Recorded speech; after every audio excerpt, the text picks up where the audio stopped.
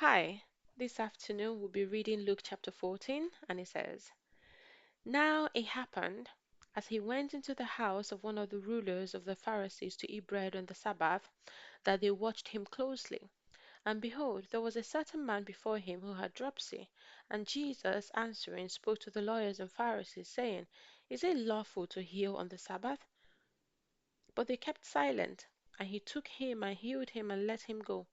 Then he answered them, saying, Which of you, having a donkey or an ox that has fallen into a pit, will not immediately pull him out on the Sabbath day? And they could not answer him regarding these things. So he told a parable to those who were invited, when he noted how they chose the best places, saying to them, When you are invited by anyone to a wedding feast, do not sit down in the best place, lest one more honorable than you be invited by him, and he who invited you and him come to say to you, Give place to this man, and then you begin with shame to take the lowest place. But when you are invited, go and sit down in the lowest place, so that when he who invited you comes, he may say to you, Friend, go up higher. Then you will have glory in the presence of those who sit at the table with you. For whoever exalts himself will be humbled, and he who humbles himself will be exalted. Then he also said to him who invited him, When you have a dinner or a supper, do not ask your friends, your brothers, your relatives, nor rich neighbors, lest they also invite you back and you be repaid.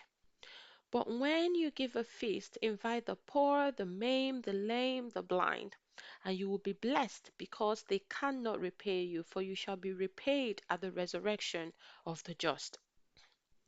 Now, when one of those who sat at the table with him heard these things, he said to him, Blessed is he who shall eat bread in the kingdom of God. Then he said to him, A certain man gave a great supper and invited many, and sent his servant at supper time to say to those who were invited, Come, for all things are now ready. But they all with one accord began to make excuses. The first said to him, I have bought a piece of ground, and I must go and see it. I ask you to have me excused. And another said, I have bought 5 yoke of oxen, and am going to test them. I ask you to have me excused. Still another said, I have married a wife, and therefore I cannot come. So that servant came and reported these things to his master. Then the master of the house, being angry, said to his servant, Go out quickly into the streets and lanes of the city, and bring in here the poor, and the maimed, and the lame, and the blind. And the servant said, Master, it is done as you commanded, and still there is room.